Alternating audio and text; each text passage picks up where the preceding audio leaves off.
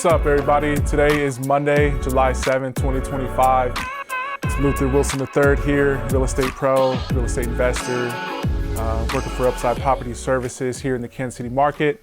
And in today's session, I'm going to talk about multiple streams of income from real estate. Okay, so I want to go over 12 different ways that you or someone you know, whoever is looking to make money in real estate or through real estate or because of real estate, how you can make money doing so. Okay, so I, as some of y'all know, grew up in the real estate industry.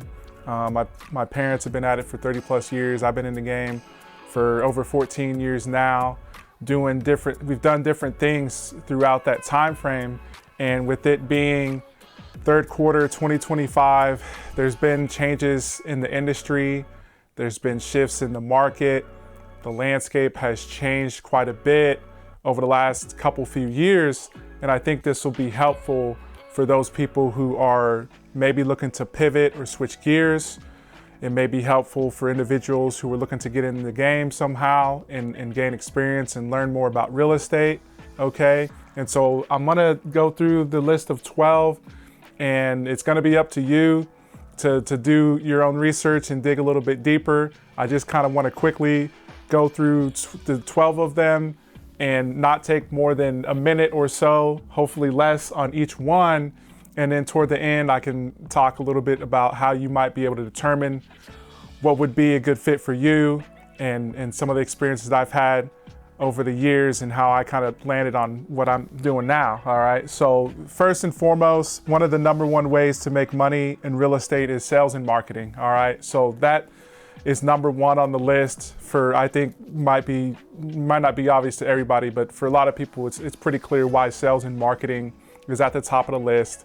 We definitely got to tie those two together because marketing and prospecting is such a huge aspect of sales. And going a little bit deeper into that, I think of two ways that you could legitimately do sales and marketing as a real estate professional. You could do it the brokerage route, where you go and get licensed in your state where you live or whatever state that you want to operate in.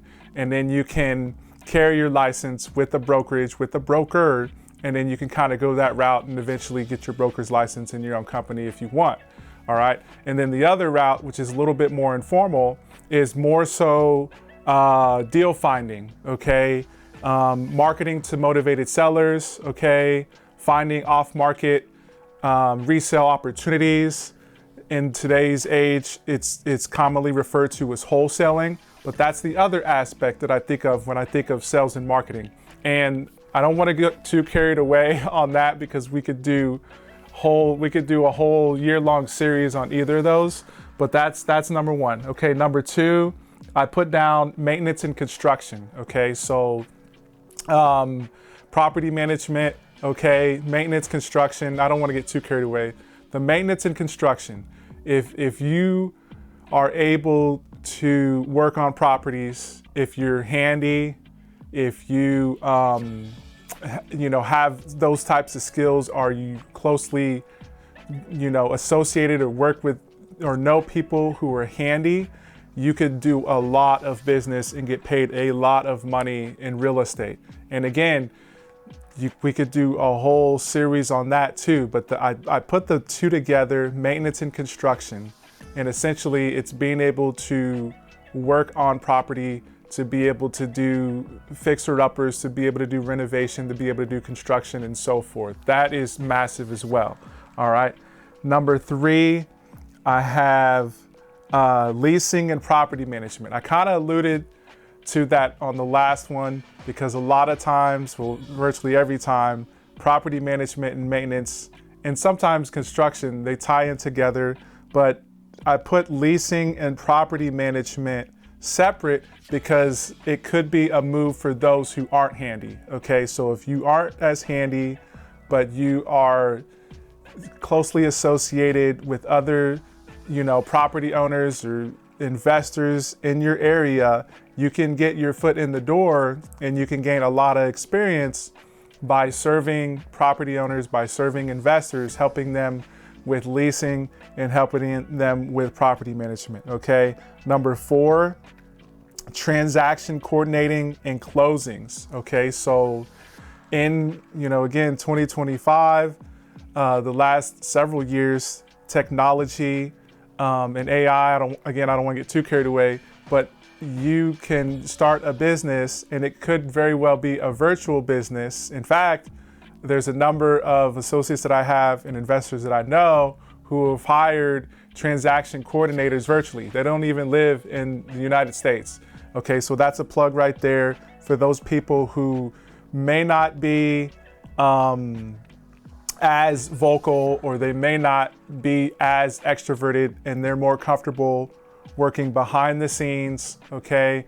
And maybe they are more technical, okay? I'm trying to get y'all to think outside of the box a little bit too, because there's a lot of ways to get involved in real estate, okay? So I just went over transaction coordinating and closings. Number 5, title and escrow, okay? If you've ever bought a property or you've ever helped someone buy a property, then a lot of times you had to go check the title, okay? You had, in a lot of cases, to end up closing it with a title and or escrow company. That is a huge play right there, okay? And the thing about these 12, you, in some cases, don't have to start your own side hustle or start your own business to be able to gain experience.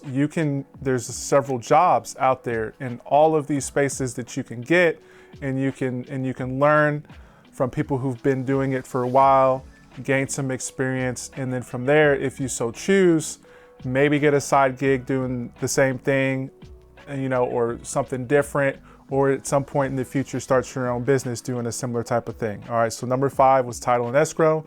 Number 6 is note servicing. All right, so if you are not familiar with notes or note servicing, I want you to think of a mortgage, okay? So if you've ever had a mortgage, or if you haven't had a mortgage, every single month, in a lot of cases, there's a statement that goes to the borrower, okay? So whoever borrowed money, whoever has the mortgage, they usually get a statement each month, okay?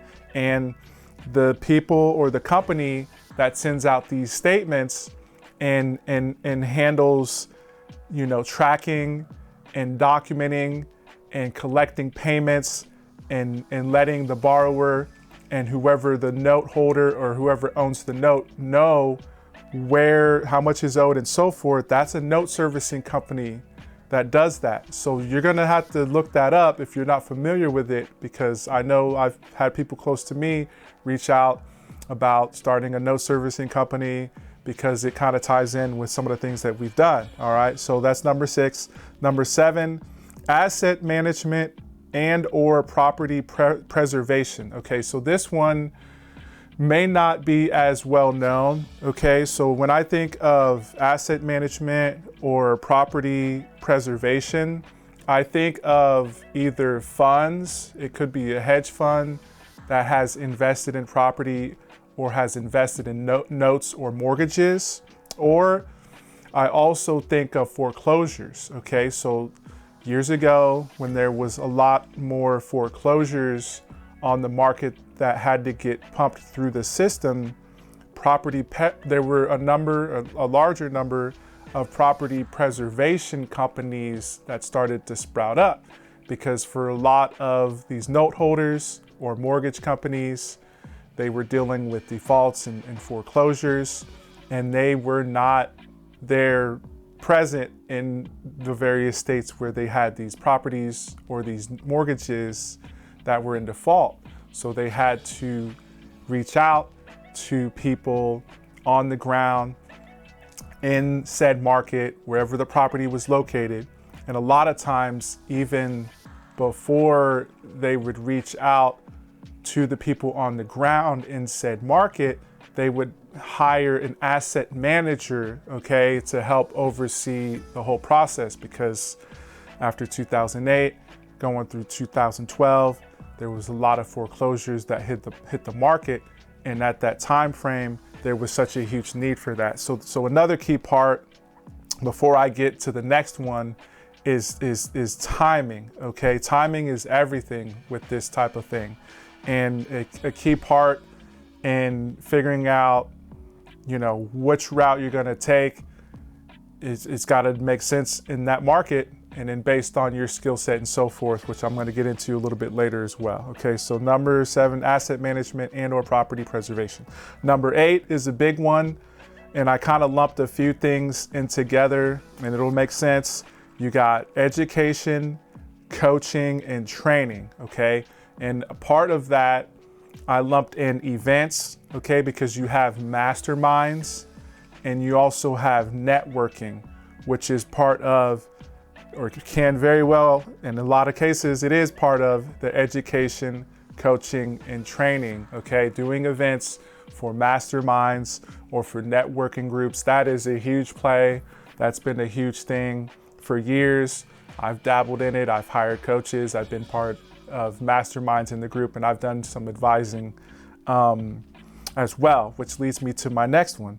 Number 9, speaking, advising, and or consulting. Okay, so it's a little bit different, I think, than the education, coaching, and training. They definitely can tie together, and the first one can lead to the second one. But when I think of the speaking, advising, and consulting, not in all cases, but in a lot of cases, it's gonna be somebody, hopefully, who's seasoned, who's been in the business for a while, or maybe they've gotten a lot of reps in, or they're retired or semi-retired. Hopefully they got some gray hairs, or they're balding and they've already walked the talk, and they have a lot of wisdom and experience. That's who the best speakers and advisors are. But as a lot of y'all know, that's not the case in 2025. But I'm just saying, okay, speaking, advising, and consulting, in a lot of cases, it could be more indirect, but in a lot of cases, it's pretty hands-on. So when I've done advising or consulting with a client, a lot of times I am holding their hand, okay, through various aspects of whatever I agreed to help them with. So that's a big one too, all right? Number 10, I put raising capital and placing capital, which I definitely believe they could be tied in together. And this was something that I hadn't really looked into until just a few years ago, but then quickly realized as I began to do research online and on YouTube, okay, I asked around in the local meetups in the community, what is this all about? And I realized this is a whole industry in and of itself, okay? So there's the raising capital aspect, and then a lot of times, again, it's gonna be not necessarily one-on-one or one-on-two. In a lot of cases, it's a syndication or it's some type of fund, and they're raising money for larger projects in a lot of cases. Or if it's not larger projects, it's a group or individual that wants to do more volume. So raising capital, and then of course, once you've raised the capital, you're gonna be placing that capital, which, again, it could tie in together, which we could do a whole series on that for days on end as well, okay? So number 11, okay, I have lending, okay? Okay, let me back up real quick. Number 10, I forgot to mention, on the raising capital and placing capital, okay, part of raising and placing capital is determining, is it gonna be private equity, or is it gonna be a private loan or private lending, or it could be a combination of both. So that's a key part there. On the raising capital and on placing capital is the private capital and the private lending. Okay, so next up, I got lending, more so, okay, third party lending, okay, where you are gonna be loaning money to investors, okay? So this is another thing that I just started to dive in a couple few years ago. And part of this process, again, is you gotta understand the jargon, okay? Some of the jargon, I think, is purposefully, I don't wanna say deceiving, but there's certain words that get used. So it's kind of, I don't wanna say secret society, but it's kind of a secret, or they try to make it sound like it's fancier than it really is. Commercial lending, okay? And I didn't know this until just a few years ago. Commercial lending is essentially just loans that are for real estate investors, okay? Or it could be for an entrepreneur or a business owner, okay? Compare that with traditional lending, okay, in the traditional lending sense, which you have to be licensed for, okay? So for the commercial lending, there's no license required, okay? If you want to sell real estate and represent a buyer or a seller, there's a license. If you want to do traditional lending, okay, to owner-occupant buyers, residents, okay, who are going to get a loan that might be FHA or conventional or whatever it is, there's a license that's required for that. Now, again, on the commercial side, loans that are being done for investors, for business owners, there's no license required, okay? So again, I'm gonna talk about, barrier to entry, how you might determine what might be a good fit for you as we move on. So number 12, okay, last but not least, and I put website and app, data, software, and in today's world, AI. Okay, so that could be a huge play. There's gonna be some opportunities there as the landscape has changed, as regulation has changed, as the market has evolved, for people, again, who may not even be a salesperson, they may not necessarily even be a real estate person or have a desire to do real estate. However, but if they're technical and they understand data and computing and the technology that is in our world now, there's going to be opportunities to help or serve real estate practitioners, real estate investors, those who want to buy or sell, and those who want to serve property owners or investors. So that's a huge thing. All right. So how to determine what works for you? That's a key part. Like, I hate to say it, but a lot of what I've done, a lot of what people do in real estate is we just copy off of each other. We read a book, or we got a book, or we went to a course, or we learned from somebody at a networking group, or whatever the case may be, and we try to make that happen, right, in today's market, and not really knowing necessarily how it's going to play out, and not really thinking and digging in deep into that area to figure out why they did it 10 years ago that way, why they did it 20 years ago that way, and is it still relevant today? So based on, your strengths, based on your personality, I would encourage y'all to look at a skills test or different personality tests, okay? And then along with that, figuring out what you're good at, what you enjoy, and then in your market, wherever you live or wherever you want to operate, connecting with individuals who are doing a similar type of thing. Again, there's conferences, there's free events. YouTube as well is huge. And then you got the interweb where you can research and figure out, okay, if you're good at, technical stuff, and maybe you're good at data, you're not so good at sales, but you see an opportunity as the market has changed. Okay, cool, great. Then you can look at maybe somebody who's done a similar type of thing in a different field, and you might be able to see some correlations and see some patterns that you can then use in real estate. So again, it's based on you, it's based on what you're good at, it's based on what you enjoy, and there's gotta be a need for it in that market in 2025, and then hopefully going beyond that, because it's so easy to get carried away in the real estate space. And there's a term called shiny object syndrome, and I know I'm guilty of it. And the last couple of years I've had to pull back, and thankfully I'm kind of glad the market has shifted and changed, because it in a way has forced a lot of players or individuals who weren't really serious about real estate to step aside. And so now we're at a point where if the slate hasn't been cleaned, we're getting closer to a point where the slate is being wiped clean. And so for those who are truly serious about providing valuable service to humanity, and it just so happens to deal with real property or people who are interested in real property, there's going to be some new opportunities that people can capitalize on in the future. And some of them may not be brand new opportunities. There may just be opportunities that maybe weren't so good over the last 5 years, but were really good 10 years ago. And oh, we can kind of do that again now, but oh, it costs a little bit more money and interest rates are different. So you got to kind of modify it for, again, what's happening in today's world and then in the markets where you want to operate, or the people, the real estate investors, the real estate buyers and sellers who you think you can serve by providing that valuable service. Okay, so I think I covered almost everything. Some of my favorites, go figure, sales and marketing. All right, I've been involved. Out of these 12, I think I've been involved with at least 5 or 6 in one way or another. And at one point, I think I was involved with 7, 6 or 7 at the same time.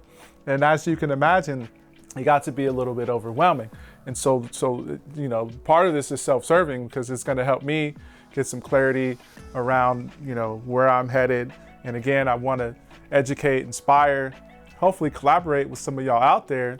And for those, again, who are newer in the game, or they're wanting to get started, or even if you're seasoned and you've been at it for a while, hopefully this video was helpful to you to kind of help you determine what's going to be your next big move.